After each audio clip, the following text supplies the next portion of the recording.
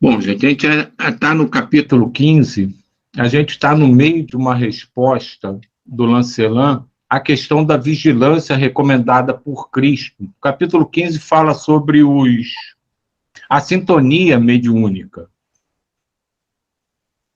E questionado sobre essa dificuldade da vigilância, principalmente dos médiuns ostensivos, né, e de todos nós em geral, Lancelin foi discorrendo, né, sobre esse tema das armadilhas, né, que nós caímos, né, e ele estava justamente começando a falar do aglomerado.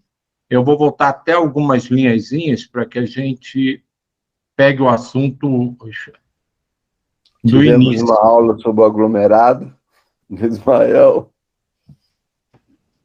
Eu vou pegar daqui, né? O que denominamos aglomerado não é a mesma coisa que rotulamos de mente. O aglomerado difere em termos energéticos do campo mental. Portanto, não é somente uma área circunscrita, vibrátil, que se expande e assimila. É via energética, composta de vértices que se articulam com os sentimentos, afeições e aspirações existentes no universo mental do ser, conectando-os em função das similaridades vibráteis. Melhor explicando, o aglomerado atrai e faz emergir para a mente, em vigília, tudo o que está contido no universo mental, em conexão com nossos desejos e aspirações. Porque onde está o vosso tesouro, aí estará também o vosso coração. Assim, traçamos a metamorfose íntima em razão do querer, mas aquilo que se expressa em forma de desejo é algo profundo, habitualmente imperceptível à mente em vigília. Conscientizar-se dele é modificar o futuro, pois alargar os horizontes do conhecimento é palmilhar com segurança o caminho que se nos descortina diante da eternidade.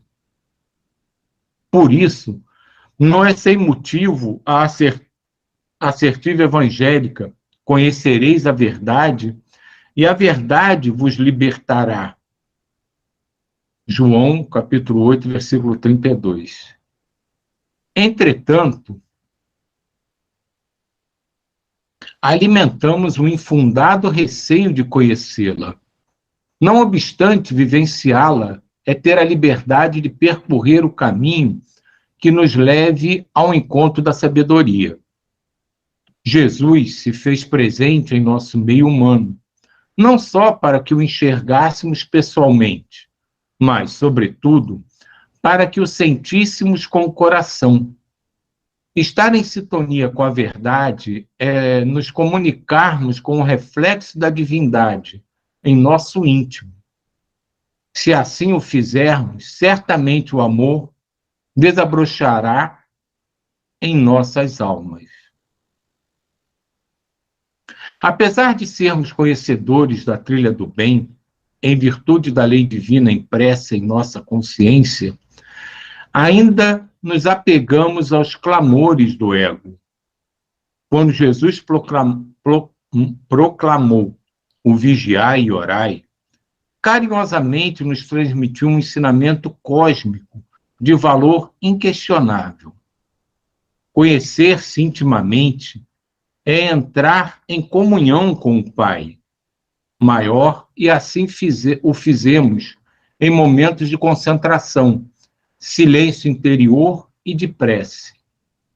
Vejam, irmãos, chegamos novamente a essa ferramenta primorosa de bem viver, de conviver, de reverenciar a vida, de sentir o amor pleno de Deus.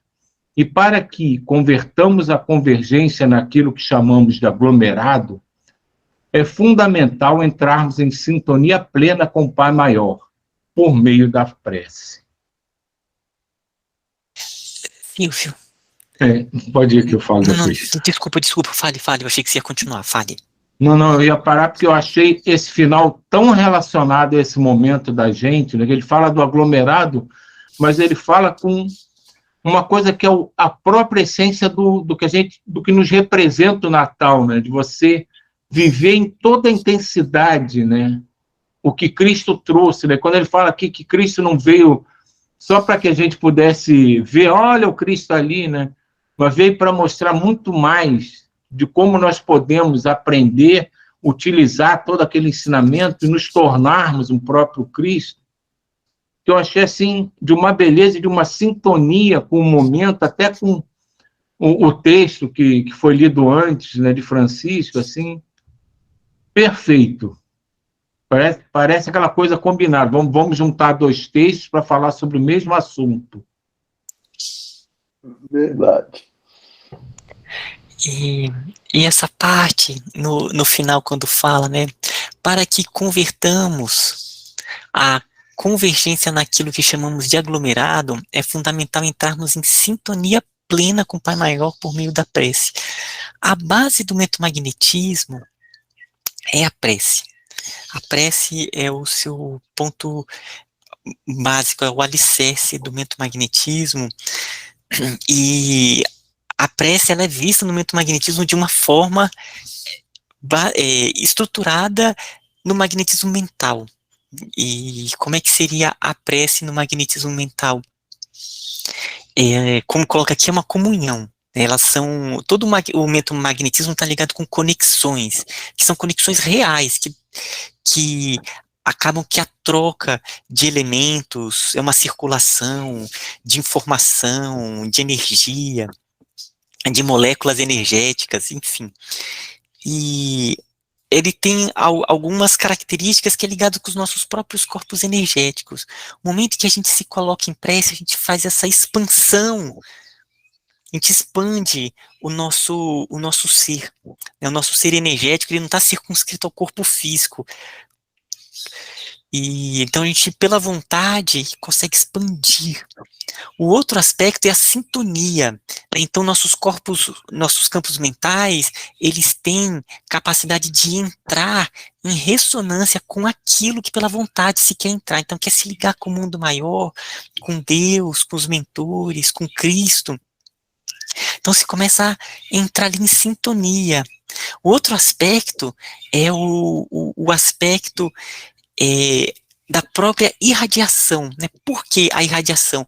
Essa característica que vem do corpo, desse ser energético, ela é material, ao mesmo tempo que vai se conectando com outros elementos que os mentores auxiliam, ele se torna material para reconectar, né? Que aí vem a outra parte, que é a ideoplastia. Ela começa a criar esses canais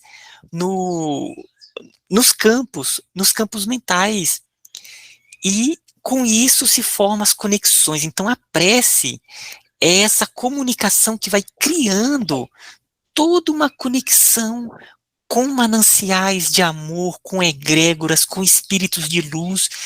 Então realmente é essa comunhão, se tornando um organismo onde vai fluindo essas energias, sabe? Então, a prece no metomagnetismo é todo esse processo onde vai se tornando cada vez mais uno com esse mundo maior, e a gente se torna partícipes desse trabalho bem mais amplo, né?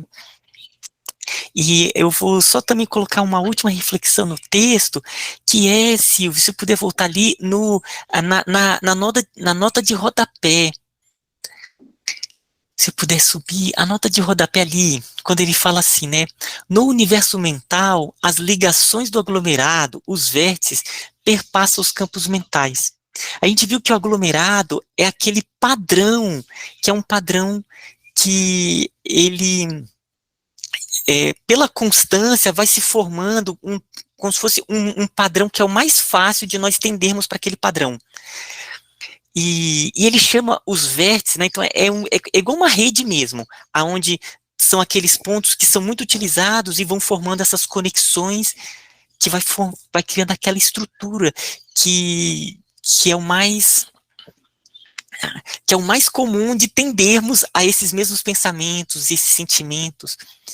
E aí ele chama esses vértices, que são esses campos, né? Então, à medida que a gente vai ativando, eles vão ficando mais fáceis de serem ativados. É igual sinapse, à medida que você vai ativando determinado padrão, ele vai ficando mais fácil de ser ativado, é com menos energia, né? No começo a gente precisa de muita concentração para dirigir um carro, ou para andar de bicicleta, né? É aquela tem. Depois, isso se torna fluido, como porque já foi criado aquele padrão já se torna simples, né? No começo a criança tem que ter toda uma atenção para caminhar, depois isso se torna um padrão que se torna simples, e a pessoa ela caminha sem ficar colocando tanta energia e raciocinando, então ele vai formando o aglomerado, esses padrões. Então, os vértices todos esses pontos que são conectados e que forma esse padrão que eles chamam do aglomerado, que é o mais comum, que é o que mais facilmente ele volta. Por isso que a prece é um reconfigurar do aglomerado. Você vai se reconectando com campos acima, inclusive com campos mentais, como o campo consciência alerta, e vai reconfigurando o aglomerado, sabe? Então a gente começa cada vez mais buscar o mundo maior com facilidade. E o Silvio falou do texto inicial, que realmente está super casado com isso. Tem uma hora lá no texto que ele fala assim, que Francisco, ele procurava viver o evangelho, né, a todo momento, com todo fervor, nos seus mínimos detalhes, e de modo que cada vez mais aquilo se torna natural. Então, é esse aspecto de reconfigurar o aglomerado, sabe? Então é isso que eu queria compartilhar aí com vocês. Né, e não sei se todo mundo aqui teve a oportunidade de participar ontem, né, quando leu aquela parte, né, referente ao Vicente, né, a importância da sintonia e da prece, porque ele não tinha, ali no texto ontem, né, lembrou que ele não tinha de fato feito nada errado, mas ele começou a gerar uma autoculpa, começou a achar que ele tinha errado o seu caminho, e aquilo foi criando para eles, como ele não tinha apoio de uma prece, de uma tentativa de modificar a sintonia ao redor dele, ele foi gerando uma sintonia que cada vez mais foi incentivando o desequilíbrio dele. Então, se alguém puder, se não participou ontem, dar uma lida, tiver acesso, Ponderações, acho que é Vicente, Ponderações de Vicente, em que é um médico, né, que comete alguns deslizes comuns no dia a dia, né, de qualquer ser humano, mas que ele não tinha feito, de fato, nada errado, mas por não ter essa preocupação de manter uma sintonia mais elevada, ele acaba permitindo que a atmosfera ao redor dele vai gerando um desequilíbrio e ele vai entrando nesse desequilíbrio. E daí a importância fundamental da prece, que é a nossa bengala eterna, para que a gente possa caminhar sem que os joelhos fraquejem.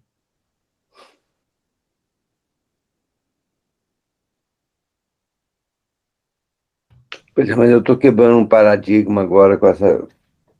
Vocês falaram, eu sempre coloquei a prece como uma ponte. Quando eu falava da prece, eu falava que era uma ponte que a gente tinha. E agora eu estou ficando eu acho que estou ficando maluco. Não é ponte mais, porque a ponte é que te leva para outro lugar, como se tivesse que atravessar um abismo. A prece é uma comunicação com Deus interior, que é você, com Deus que habita em nós. E Deus não está fora, você não precisa de ponte para chegar até Deus, né? Mas a prece é a fala da sintonia, né? Coloca em sintonia com o bem maior, né? Nossa, que coisa maravilhosa. Rômulo, passa a encarar assim, não como uma ponte, mas como naqueles filmes de ficção científica, o raio trator é o que atrai tudo ao redor para próximo de você. Sim.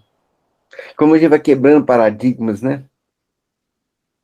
Como a gente vai quebrando paradigmas. Nossa, que rico. E essa questão, né, com o Deus interior, ele é muito forte mesmo.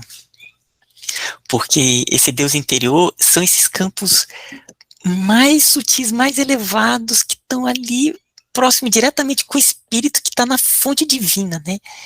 À medida que vai entrando ali, é esse... É muito profundo mesmo. Isso é muito profundo, gente.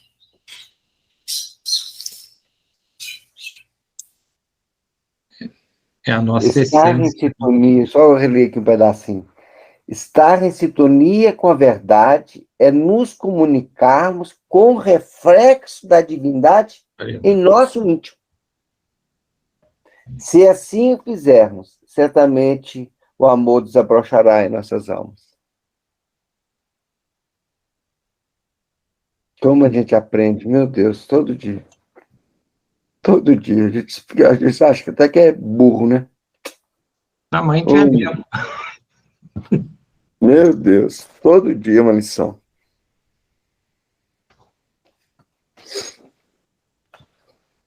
Então, não sei nem se vai dar. Vamos ler pelo menos a pergunta, porque a gente já vai pensando sobre ela durante o resto do dia. Seguindo essa ordem de ideias, né, de tudo isso que a gente já comentou, imaginamos que o exercício mediúnico deve ser um dos objetivos daqueles indivíduos que, agraciados pela faculdade, anseiam suplantar os arrastamentos emotivos e promover a própria renovação íntima. E aqui, com muita simplicidade, mas com uma profundidade enorme, né?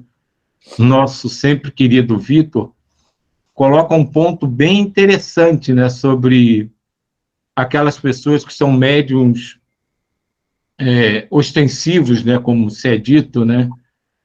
Se aquilo poderia ser um meio dele suplantar toda essa atmosfera ao seu redor e com isso, né, como o Rômulo falou, que gera um aprendizado enorme, constante, né, facilitar, digamos assim, a própria renovação íntima, que ele tendo esse contato mais franco e honesto com a espiritualidade, ele poderia promover a própria renovação íntima por uma questão simples de compreensão melhor.